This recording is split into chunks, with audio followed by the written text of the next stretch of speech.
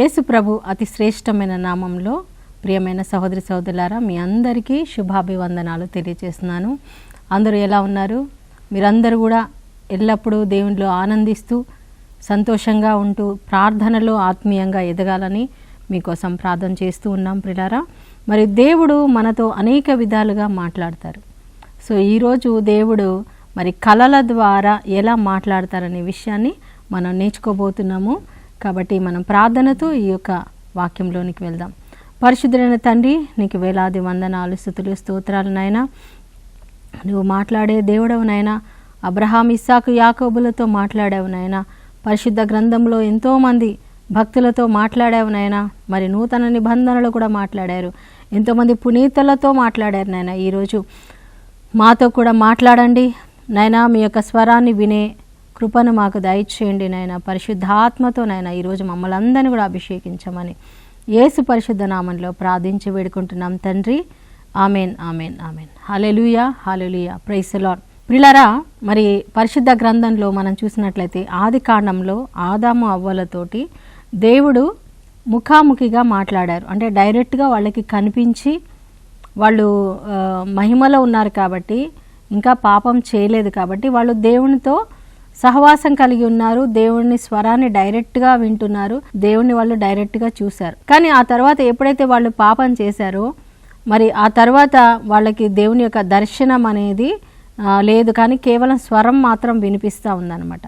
So అట్లాగా మనం వచ్చినప్పుడు ఆది కాండంలో 28వ అధ్యాయం, మొట్టమొదటిగా 28వ అధ్యాయంలో యాకోబుతో దేవుడు మాట్లాడుతున్నాడు. సో యాకోబు ఎప్పుడైతే తన అన్న యొక్క ఆశీర్వాదాలన్నీ దొంగిలించుకొని మరి తండ్రి దగ్గర నుంచి ఆశీర్వాదాలన్నీ తీసుకొని పారిపోతూ ఉన్నాడు. మరి లాబాను దగ్గరికి వెళ్ళిపోయేటప్పుడు అక్కడ బేతేలు అనే స్థలంలో, అంటే ఎక్కడైతే అబ్రహాము ఇస్సాకును బలి ఇచ్చాడో అదే ప్లేస్ అన్నమాట, ఆ మోరియా పర్వతం. ఆ ప్లేస్లో ఆయన చీకటి అయిపోతుంది, అక్కడ నిద్రపోతాడు. సో అక్కడ నిద్రపోయినప్పుడు ఆయన నిద్రపోవడానికి అక్కడ ఉన్న ఒక రాయిని తీసుకొని తలగడగా పెట్టుకొని నిద్రపోతాడు. నిద్రపోయినప్పుడు ఆయనకు ఒక కళ వస్తుంది ప్రియులారా. ఆ కళలో ఏంటంటే ఆయనకు ఒక నిచ్చెన, ఆకాశం నుండి భూమికి ఒక నిచ్చెన దిగి వచ్చింది. నిచ్చెన మీద నుంచి దేవదూతలు మరి ఎక్కుతూ దిగుతూ ఉన్నారనమాట. అది కనిపించింది. ఆ నిచ్చెన పైన, అంటే ఆకాశంలో మరి దేవుడు ఆయనకి ప్రత్యక్షమై మాట్లాడుతూ ఉన్నాడు. నేను నిన్ను ఆశీర్వదిస్తాను, నేను నీ తండ్రి దేవుడన్న అబ్రహాం, ఇస్సాకు దేవుడను, మరి నిన్ను నేను అభివృద్ధి పరుస్తాను, నీవు తూర్పు, పడమర, ఉత్తరం, దక్షిణానికి వ్యాపింపజేస్తాను, మరి నీ సంతానాన్ని నేను దీవిస్తాను, నీ ద్వారా ఈ భూమి మీద ఉన్న ప్రతి ఒక్క ప్రజలు ఆశీర్వదించబడతారు, నేను నిన్ను కాపాడుతాను, నువ్వు ఎక్కడికి వెళ్ళినా సరే నేను నీకు తోడుగా ఉన్నాను, నిన్ను కాపాడుతానని దేవుడు మాట్లాడాడు. నేను నీతో చెప్పింది నెరవేర్చే వరకు నిన్ను విడువను అని. ఆయన నిద్రపోయాడు. నిద్రపోయినప్పుడు ఆయనకి కళ వచ్చింది. మనందరు కూడా కళలు వస్తాయి కదండి.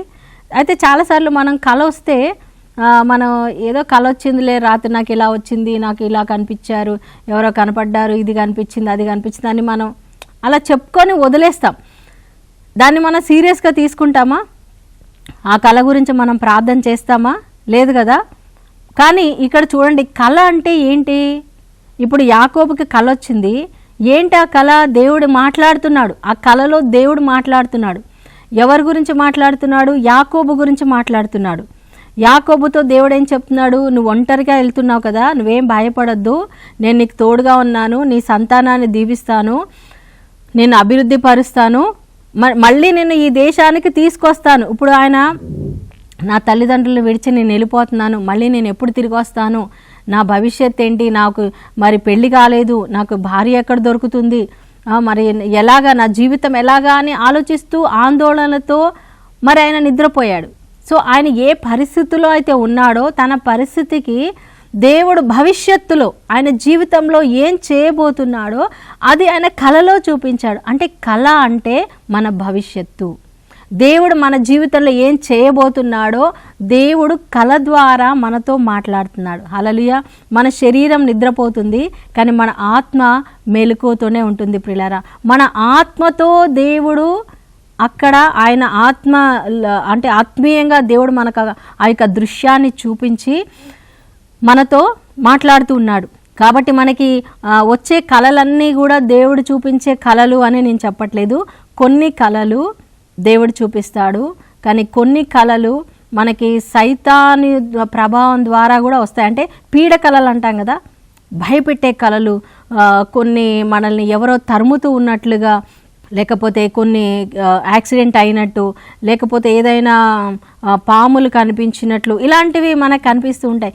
పీడకలలు, భయం, ఉలిక్కిపడి లేవడము, ఉలిక్కిపడి మనల్ని ఏదో భయపెట్టినట్టు, ఏదో పడిపోయినట్టు, ఏదో లోయలో పడిపోయినట్లుగా అలాంటి కళలు వస్తుంటాయి ప్రియులారా. అంటే సైతానుడు మనలోనికి భయాన్ని నింపాలని మనకి అలాంటి కళలు ఇస్తూ ఉంటాడనమాట. సో వెంటనే మనం అలాంటి కళలు వచ్చినప్పుడు వెంటనే మనం ప్రార్థన చేయాలి, దాన్ని యేసు నామంలో క్యాన్సిల్ చేయాలి. ఇది జరగకుండును గాక నా జీవితంలో, యేసు నామంలో సాతాను వెళ్ళిపో, నేను భయపడను అని మనం ఆ కళను మనం క్యాన్సిల్ చేయాలి, ప్రార్థన చేయాలి దాని గురించి. ఒకవేళ ఏదైనా కీడు జరగబోతుంది, ఏదైనా మనకి అలా కనిపించింది అనుకోండి, కొన్నిసార్లు దేవుడు మనకు జరగబోయే అపాయాన్ని కూడా చూపిస్తారు. సో దాని నిమిత్తమై మనం ప్రార్థన చేయాలి. ఓకే, ఇది దేవుడు నాకు చూపించాడు కాబట్టి నేను ఈ విషయం కోసం ప్రార్థన చేయాలి, ఫాస్టింగ్ ఉండి ప్రే చేయాలి, అవసరమైతే 3 o'clock లేసి ప్రార్థన చేయాలి, ఎర్లీ మార్నింగ్ ఉదయకాలంలో 3 గంటలకు లేసి ప్రార్థన చేయాలి, ఎక్కువ బైబిల్ చదవాలి. సో మనం పరిశుద్ధాత్మ అభిషేకంతో నింపబడాలి.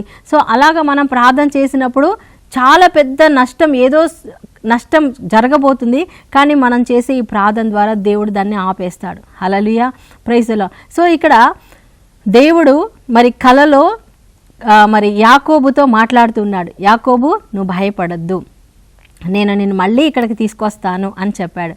మరి చూడండి, దేవుడు ఏదైతే ఆయనకు చెప్పాడో అది ఆయన జీవితంలో జరిగింది. అవునా, దేవుడు ఆయనను దీవించాడు, తనకి ఎంతోమంది సంతానాన్ని ఇచ్చాడు, కుమారులను ఇచ్చాడు. మరి మళ్ళీ ఆయనని తండ్రి దగ్గరికి, తన దేశానికి తనను నడిపించాడు. కాబట్టి దేవుడు తన 21 సంవత్సరాల ఆ యొక్క భవిష్యత్తుని దేవుడు ఆ కళ ద్వారా చూపించి అదే విధంగా దేవుడు ఆయనను ఆశీర్వదించాడు. ఆయనకి ఇంకొక కళ కూడా, ఎలా అభివృద్ధి పొందాలి, తన యొక్క ఆ గొర్రెలను మేకలను ఎలా అభివృద్ధి చేసుకోవాలి కూడా, అది కూడా కళలో దేవుడు ఆయనకు చూపించి ఎలా బిజినెస్ చేయాలి అనేది కూడా దేవుడు చూపించాడు. అంటే నువ్వు ఏ ఇంటర్వ్యూకి వెళ్ళాలి, నువ్వు ఎవరిని వివాహం చేసుకోవాలి, ఏ ఇల్లు కొనాలి, ఇవన్నీ విషయాలు కూడా మనం ప్రార్థన చేసినప్పుడు దేవుడు మనకి అది చూపిస్తాడు. ప్రియులారా, యాకోబుకు చూపించాడు, ఇదిగో నువ్వు ఇలా చేస్తే నీకు మంచిగా గొర్రె పిల్లలు ఎక్కువగా పుడతాయి, నీకు నేను పశు సంపదను ఇస్తానని దేవుడు చెప్పినప్పుడు మరి యాకోబు అట్లాగే చేస్తాడు. మరి అతని యొక్క గొర్రెలు, ఆయన పశువులు చాలా పెరిగిపోతాయి, లాబాను పశువులన్నీ తగ్గిపోతాయి, యాకోబు పశువులన్నీ పెరుగుతాయి అన్నమాట. అంటే ఇది ఎలా జరిగింది? దేవుడు కళ ద్వారా ఆయనతో మాట్లాడి ఆయనకి చూపించాడు.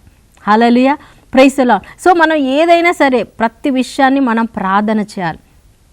దేవుడు కొన్నిసార్లు వాక్యం ద్వారా మాట్లాడతాడు, కొన్నిసార్లు పరిశుద్ధాత్మ ప్రేరేపణ, మన లోపల ప్రేరేపణ ఇస్తాడు, కొన్నిసార్లు దేవుడు ఇలాంటి కళలు చూపించి మాట్లాడతాడు. సో ఈరోజు నేను కేవలం కళల ద్వారా ఎలా దేవుడు మాట్లాడతాడనే విషయాన్ని మీకు కొన్ని విషయాలు చెప్పదలుచుకున్నాను ప్రియులారా. సో యాకోబుకు అయిపోయింది. తర్వాత మనం 37వ అధ్యాయానికి వస్తే యాకోబు యొక్క కుమారుడు యోసేపు. సో యోసేపుకు కూడా దేవుడు ఇక్కడ కళ ఇస్తున్నాడు. సో ఆయనకేం కళ వచ్చింది? 5వ వచనం నుండి ఆయనకి 2 కళలు వచ్చాయి.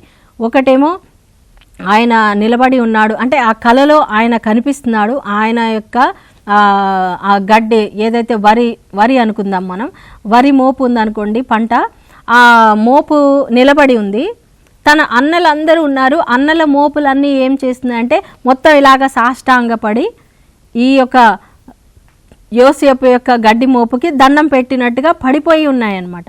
సో ఆయన తన సహోదరులకు చెప్తున్నాడు, ఇదిగో అన్నలారా నాకు ఇలా కళ వచ్చింది అంటే వాళ్ళకి చాలా కోపం వచ్చేసింది. అంటే ఆ కళ మీనింగ్ ఏంటి? అక్కడ ఎందుకు వాళ్ళకి కోపం వచ్చింది అంటే, ఇతనేమో నిలబడి ఉన్నాడు, ఇతనే మోపు నిలబడి ఉంది, ఆ వాళ్ళ మోపులన్నీ పడిపోయినాయి అంటే ఏంటి? ఆ మోపుకి వాళ్ళ అన్నలకి గుర్తు అనమాట.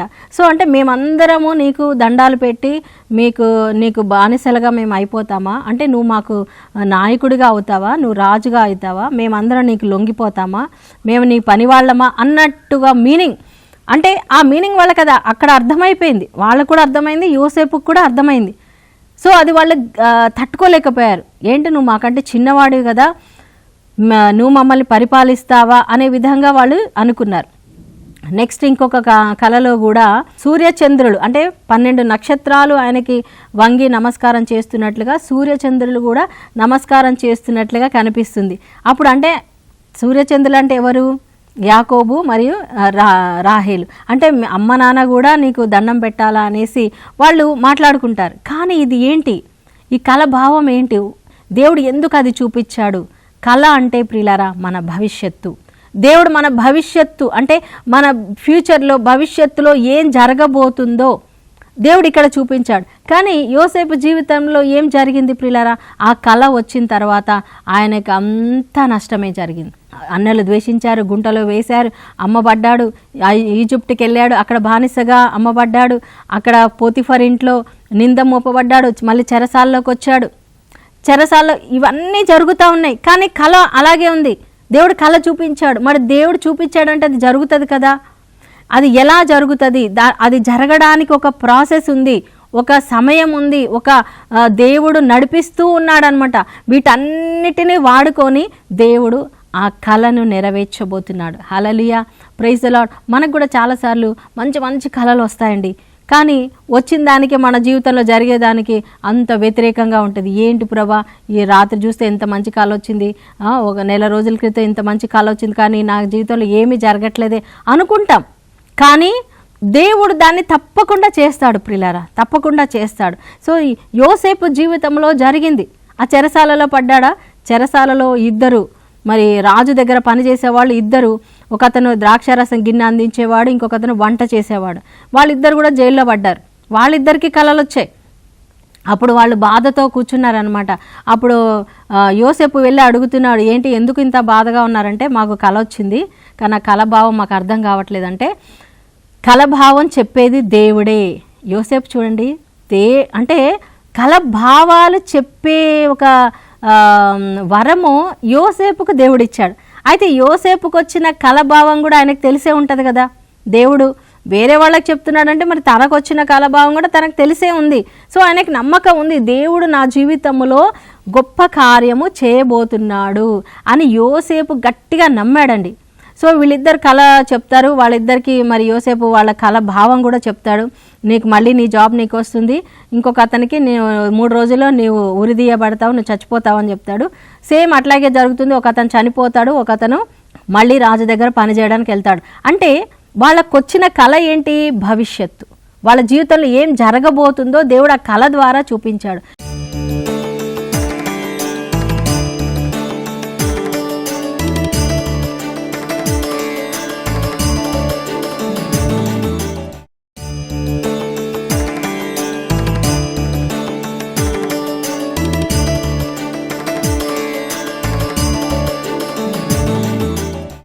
ఈరోజు నీ జీవితంలో కూడా నీకు ఏమైనా కళ వచ్చింది అంటే, స్పష్టంగా నీకు గుర్తుంది, క్లారిటీగా గుర్తుంది అంటే అది మీరు దయచేసి రాసి పెట్టుకోండి.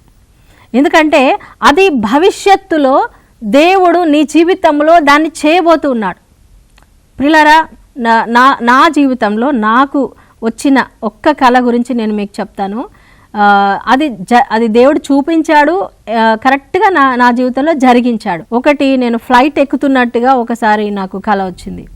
సో అది వచ్చిన తర్వాత నేను రాసి పెట్టుకున్నాను, డైరీలో రాసి పెట్టుకున్నాను, ఇలా వచ్చింది అనేసి రాసి పెట్టుకున్నాను.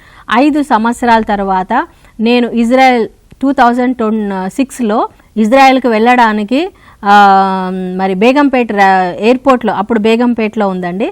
సో అక్కడ నేను ఎయిర్పోర్ట్లో ఆ ఫ్లైట్ ఎక్కేటప్పుడు దేవుడు నాకు ఆ కళ గుర్తు చేశాడు. ఎందుకంటే ఒక ఎయిర్పోర్టు, ఆ ఫ్లైట్ ఎక్కడము, అక్కడ ఒక వ్యక్తి వచ్చి నన్ను కలవడము, ఆయన కూడా మాకు తెలిసిన ఆయనే అక్కడ ఉండడము, అదంతా కూడా నేను కళలో చూశాను.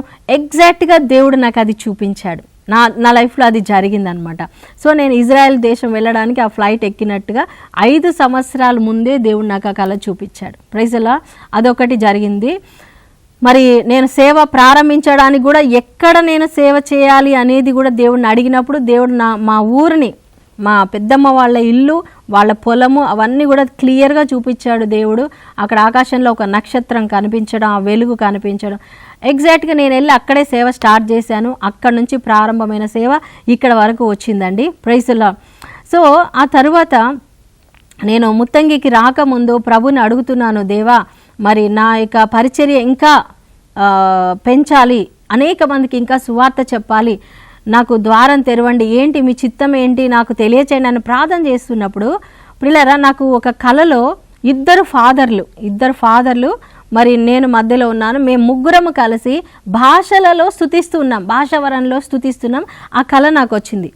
అయితే నేను ఏంటి నాకు అర్థం కాలేదు, ప్రభువా ఏంటి ఆ ఇద్దరు ఫాదర్లు ఎక్కడ ఉన్నారు, ఎవరు, నన్ను నడిపించండి. ఆ కళను బట్టి నేను ప్రార్థన చేశాను, 6 నెలలు ప్రార్థన చేశాను. దేవుడు నన్ను ఎక్కడ నడిపించాడండి, ముత్తంగికి నడిపించారు.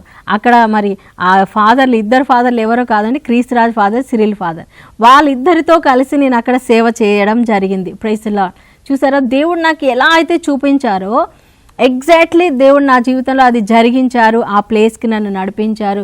మరి అక్కడి నుంచి ఎన్నో వేల మందికి సువార్త అందించడానికి దేవుడు నన్ను వాడుకున్నాడు. ఆయనకే మహిమ కలుగును గాక. సో ఇక్కడ యోసేపు జీవితంలో జరగబోయే విషయాన్ని దేవుడు చూపించాడు. నెక్స్ట్ కళ ఎవరికి వచ్చిందండి, ఫారో రాజుకు వచ్చింది. ఆ కళభావం ఎవరు చెప్పలేకపోయారు. అప్పుడు ఈ యొక్క ద్రాక్ష గిన్నె అందించినటువంటి ఆ సేవకునికి గుర్తొస్తుంది, ఆ చెరసాలలో యోసేపు నా కళభావం చెప్పాడు కదా, కరెక్ట్గా అలాగే జరిగిందని చెప్పి రాజుగారికి మనవి చేస్తాడు. రాజా ఇట్లా ఒక వ్యక్తి ఉన్నాడు, ఆయన చెప్తాడు. సో ఆ రాజు వెంటనే యోసేపుని పిలిపిస్తున్నాడు. మరి ఈ యొక్క ఫారో తన కళ చెప్తున్నాడు. ఆయనకు వచ్చిన కళ కూడా ఏంటండి, భవిష్యత్తులో ఏం జరగబోతుంది, కరువు, ఫస్ట్ సమృద్ధి, తర్వాత కరువు రాబోతుంది. దానినే దేవుడు ఇతనికి కళ రూపంలో చూపించాడు. సో దాని భావాన్ని యోసేపు చక్కగా వర్ణించాడు. ముందు 7 సంవత్సరాలు బాగా పంట వస్తుంది రాజా, తర్వాత మరి కరువు వస్తుంది 7 సంవత్సరాలు. సో దానికోసం మరి పంటనంతా సేకరించి దాచిపెట్టుకోవాలి, తర్వాత కరువు కాలంలో ఆ పంటని, ఆహారాన్ని అందరికీ పంచిపెట్టాలి అని సలహా కూడా, ఆయన ఏం చేయాలో కూడా యోసేపు చెప్తాడు. సో యోసేపునే అతను ఏం చేస్తాడు, నువ్వే ఒక నాయకుడిగా ఉండి ఈ పని నువ్వు చెయ్యాలి, నిన్ను నియమిస్తున్నానని చెప్పి ఆయన ఒక గవర్నర్గా నియమించడం జరిగింది. చూడండి, ఇక్కడ ఈ రాజుకొచ్చిన కళ జరుగుతుంది, యోసేపుకి వచ్చిన కళ కూడా నెరవేరుతూ ఉంది. యోసేపు ఇప్పుడు నాయకుడు అయిపోయాడు. తన కుటుంబ సభ్యులు, అన్నయ్యలు అందరూ వస్తున్నారు. 11 మంది అన్నలు వచ్చి ఏం చేశారంటే ఆయన ముందు సాష్టాంగంగా పడ్డారు.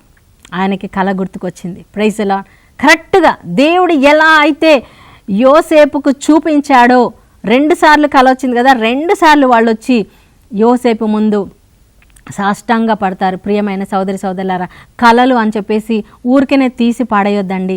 దేవుడు మనతో కళల ద్వారా మాట్లాడతాడు. హల్లెలూయా. నెబుకద్నెజరుతో కళ ద్వారా మాట్లాడాడు, అవునా? ఆయనకి భవిష్యత్తు, ఈ భూ ప్రపంచం యొక్క భవిష్యత్తుని నెబుకద్నెజరుకు దేవుడు చూపించాడు.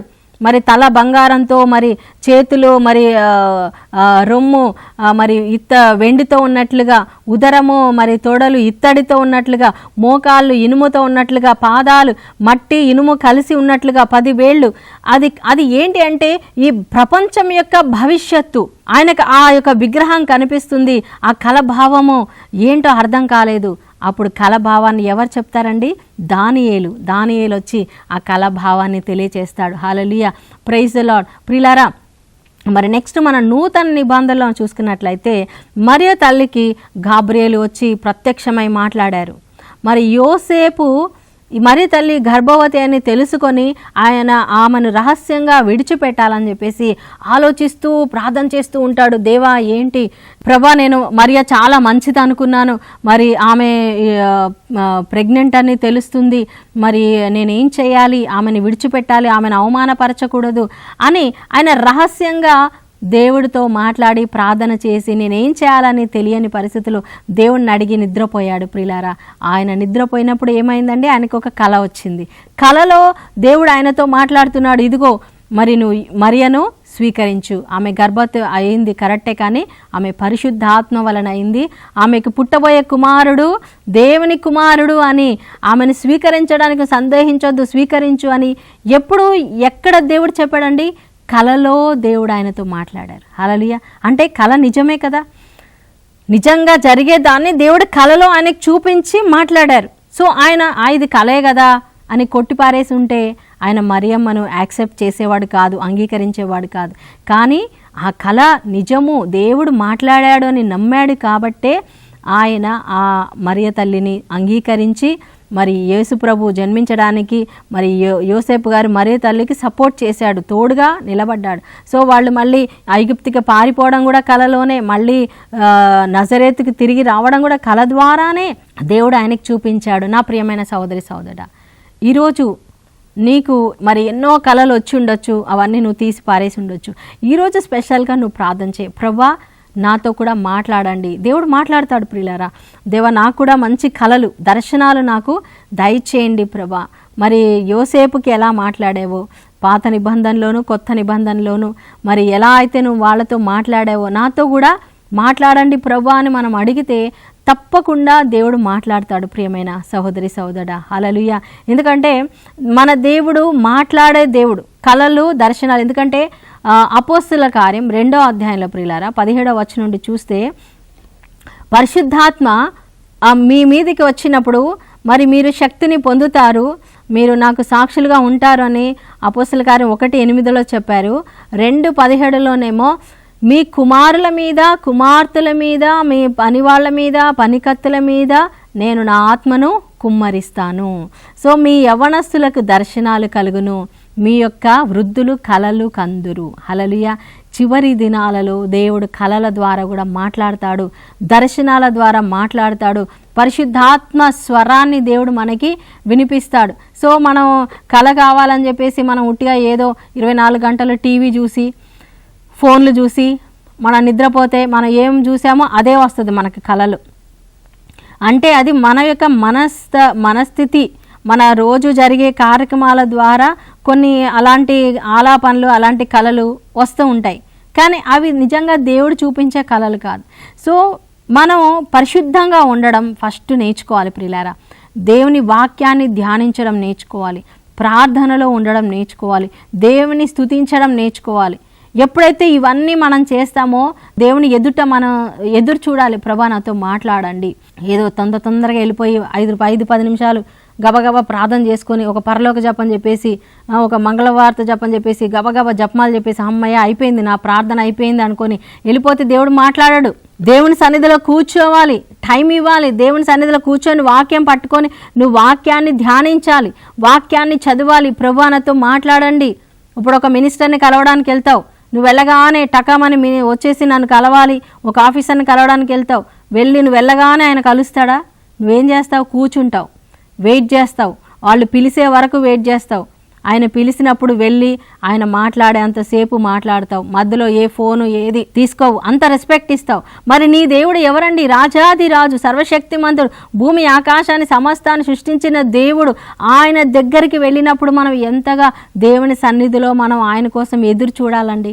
ఆయన మాట్లాడుతున్నప్పుడు వాక్యం ద్వారా మరి ఆయన పరిశుద్ధాత్మ ద్వారా మాట్లాడుతున్నప్పుడు మనం కూర్చోవాలి, వినాలి. అప్పుడే మనకు మంచి పరిశుద్ధాత్మ కళలు, దేవుడు చూపించే కళలు మనకు వస్తాయి ప్రియులారా. హల్లెలూయా, ప్రైజ్ ది లార్డ్. సో అలాంటి ఒక అభిషేకం మీ వృద్ధులు కళలు కంటారు, మీ యవ్వనస్తులకు దర్శనాలు కలుగును. ఈరోజు మనం అడుగుదాం, ప్రభా మాకు కూడా మంచి కళలు దయచేయండి, మా భవిష్యత్తు గురించిన కళలు మాకు దయచేయండి, మా బిడ్డల గురించిన కళలు మాకు దయచేయండి నాయనా, పరలోక దర్శనాలు మాకు దయచేయమని దేవుణ్ణి అడుగుదాం. దేవుడు మనందరినీ కూడా అలాంటి అభిషేకంతో నింపునుగాక. ఆమెను ప్రార్థన చేసుకుందాం. పరిశుద్ధులైన దేవా, నీకు వేలాది వందనాలు, స్తుతులు, స్తోత్రాలు నాయనా. ప్రభా పరిశుద్ధ గ్రంథంలో అనేక మందితో నువ్వు కళల ద్వారా దర్శనాల ద్వారా మాట్లాడావు అయ్యా. మరి చివరి దినాల్లో కూడా నా ఆత్మను అందరి మీద కుమ్మరిస్తాను, మీకు దర్శనాలు వస్తాయి, కళలు వస్తాయని చెప్పావు కదా ప్రభా. అయ్యా మా అందరికీ కూడా నాయన మీ దర్శనాలు ఇవ్వండి, మీ కళల ద్వారా మంచి కళలు అయ్యా, మీరు పరలోక దర్శనాలు కళల ద్వారా మాతో మాట్లాడండి నాయన. ఈరోజు ఈ వాక్యం విన్న ప్రతి బిడ్డను కూడా మీరు దర్శించమని, ఆ కళ భావాన్ని కూడా మేము అర్థం చేసుకునే కృపను దయచేయమని మీకే మహిమ ఘనత ఆరాధన చెల్లిస్తూ నజరేయుడైన యేసు నామములో ప్రార్థించి వేడుకుంటున్నాం తండ్రి. Amen, amen, amen. దేవుడు మీ అందరిని దీవించును గాక. God bless you. షలోమ్.